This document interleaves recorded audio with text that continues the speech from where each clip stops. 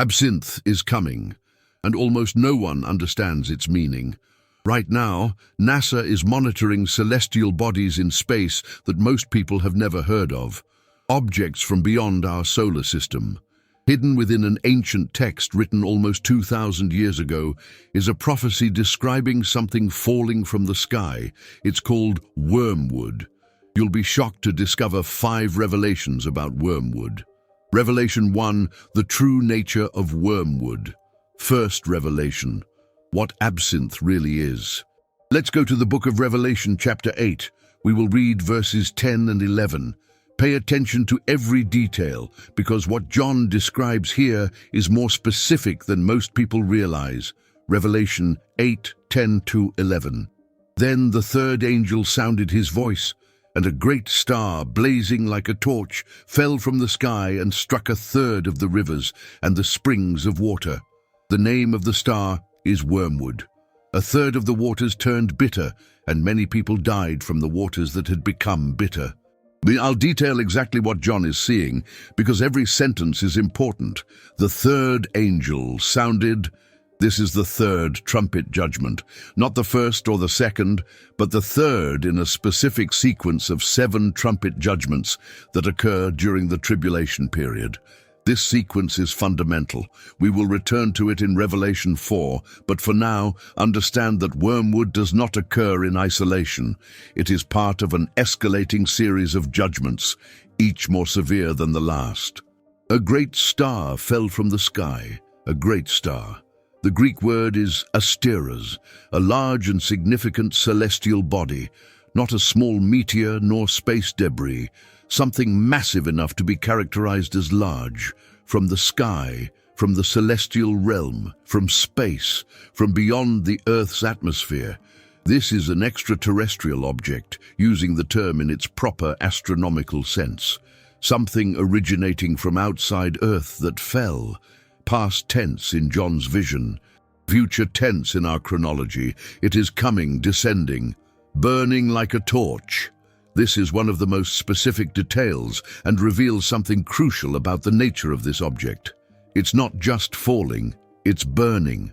Actively burning, generating light and heat, shining like a torch as it descends.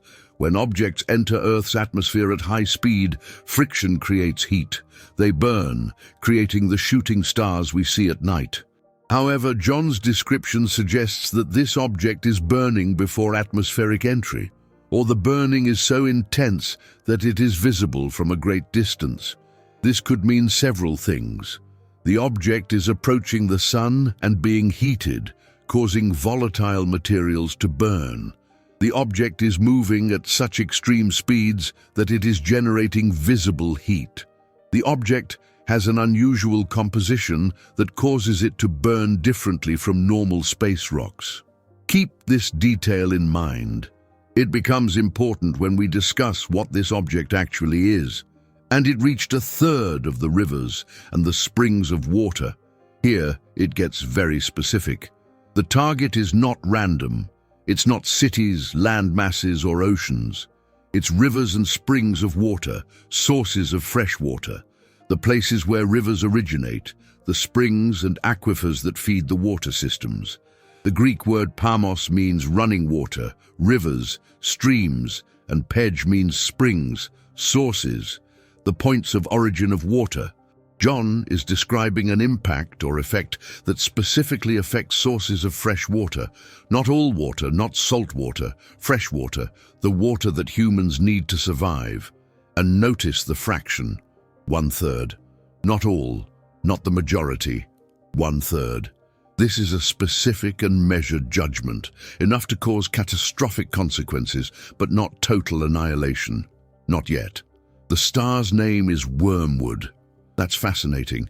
John doesn't say, "I decided to call it Wormwood." He says the star's name is Wormwood, as if the name already existed, as if this object had been named before it fell. The Greek word is absinthos, wormwood. It refers to a plant, Artemisia absinthium, known for being intensely bitter and toxic in large quantities. Wormwood was used in the ancient world as a remedy in small doses, but consuming large amounts could cause convulsions, kidney failure, and death. It was synonymous with bitterness and suffering. In the Old Testament, wormwood appears multiple times as a symbol of judgment, calamity, and divine displeasure. Deuteronomy 29:18, Proverbs 5:4, Jeremiah 9:15. Throughout Scripture, wormwood represents bitterness, suffering, judgment, and poison. So when John sees this star and identifies it as wormwood, he is connecting it to this entire biblical tradition of judgment and calamity. A third of the waters became wormwood. The waters not only become contaminated, they turn into wormwood. They take on the characteristics of this toxic and bitter substance. They become unfit for consumption, poisonous, deadly. Think about the significance of this. Water is essential for human life. You can survive weeks without food, but without water, 3 days, maybe a week under ideal conditions. And John is describing a third of the world's fresh water becoming poisoned, unusable, deadly to drink. In our modern world, this would mean billions of people without access to safe drinking water, agricultural collapse because crops cannot be irrigated, animals dying from contaminated water, industrial and economic systems failing, mass migrations of populations fleeing poisoned water sources, wars over remaining clean water resources, and disease outbreaks due to lack of sanitation. 1/3 of our fresh water being poisoned is not just an inconvenience, it's causing civilizational collapse. And many men died from the waters because they had become bitter. The end result, death. Not all die. John doesn't say all men died, but many, a significant portion of the population, and observe the cause because they have become bitter. Bitterness, toxicity, poison, contamination is what kills them. People are thirsty. The vegetation has already been destroyed by the first trumpet. The oceans are already contaminated by the second trumpet. Fresh water is the only resource left. So they drink, even if the water tastes strange, even if it is bitter, because they have no choice. And slowly, over days or weeks, the poison accumulates, the toxins accumulate, the organs fail, and they die. Not from the impact itself, not from immediate catastrophe, but from drinking the water, from consuming what has become wormwood. Why water? Before we proceed, I need you to ask yourself, why does this judgment specifically target water? God could judge humanity in countless ways. Why specifically contaminate water? Why specifically make it bitter? Why specifically target a third of it? This question is more significant than you might imagine, and we will answer it fully in Revelation 5. But for now, keep it in mind, because God's choice to judge through the contamination of water reveals something profound about the spiritual nature of judgment.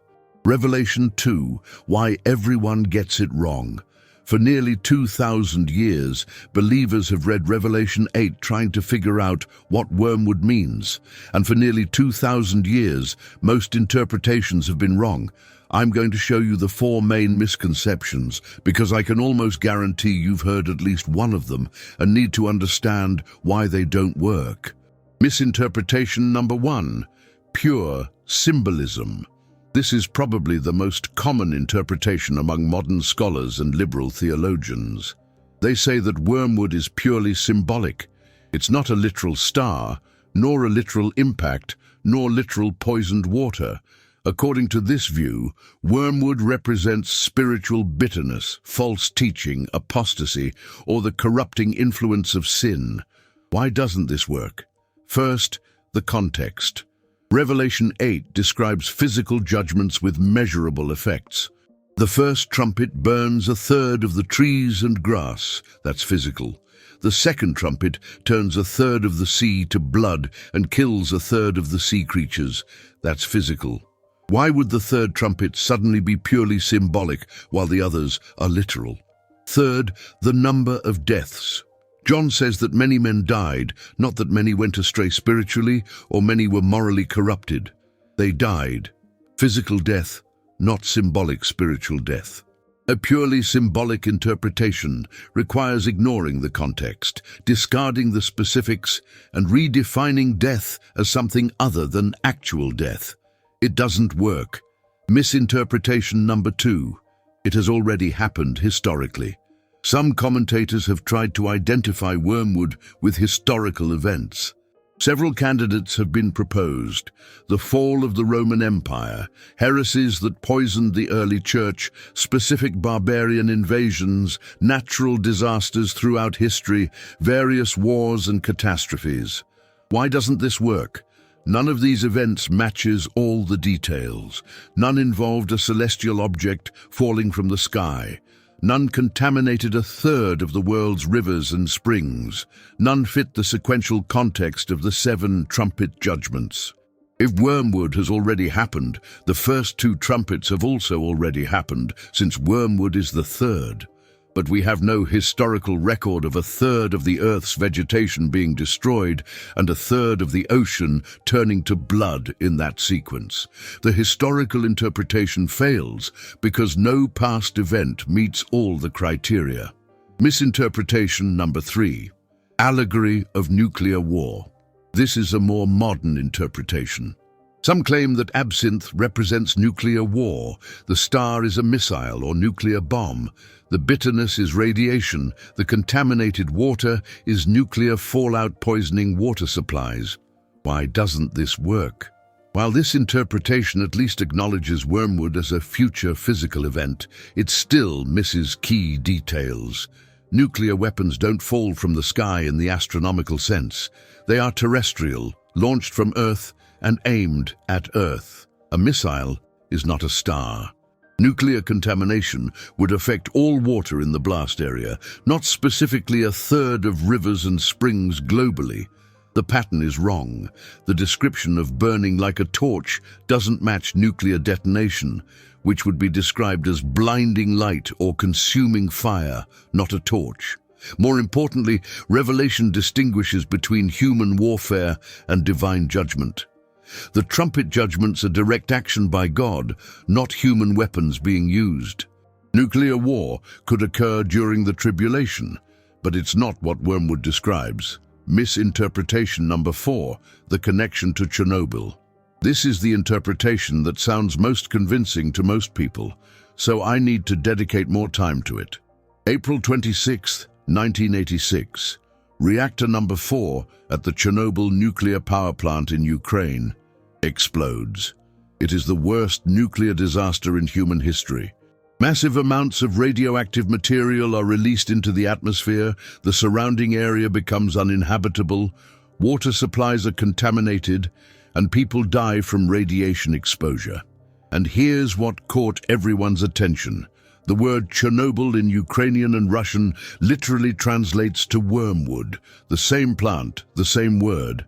When this connection became known, many Christians immediately said, "That's it, it's wormwood. The prophecy has been fulfilled."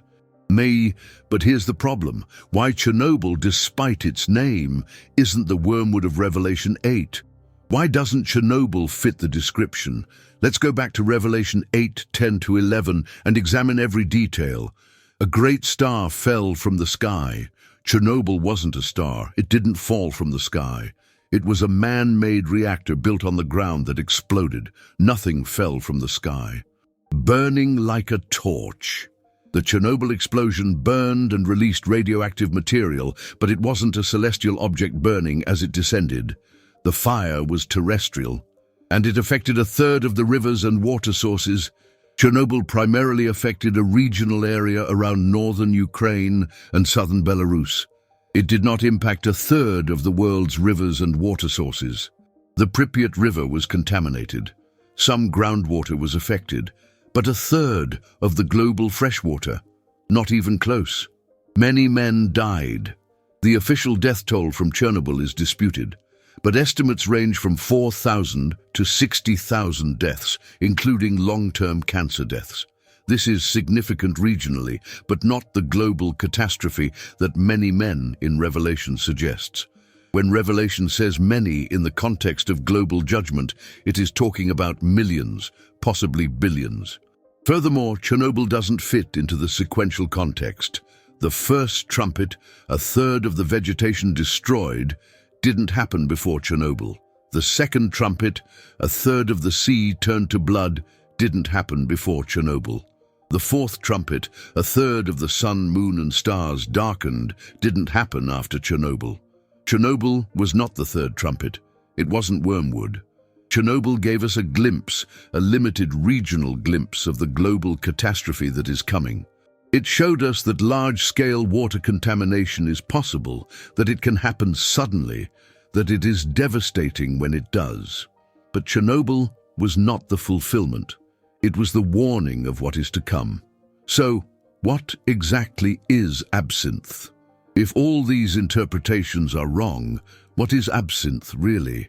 What kind of celestial object could fall from the sky, burn like a torch, and specifically poison a third of Earth's fresh water? For most of history, this question was impossible to answer. People could speculate, but there was no scientific framework to understand what John described until now. Because in the last decade, scientists have discovered something that changes everything. Something that explains exactly what Wormwood could be.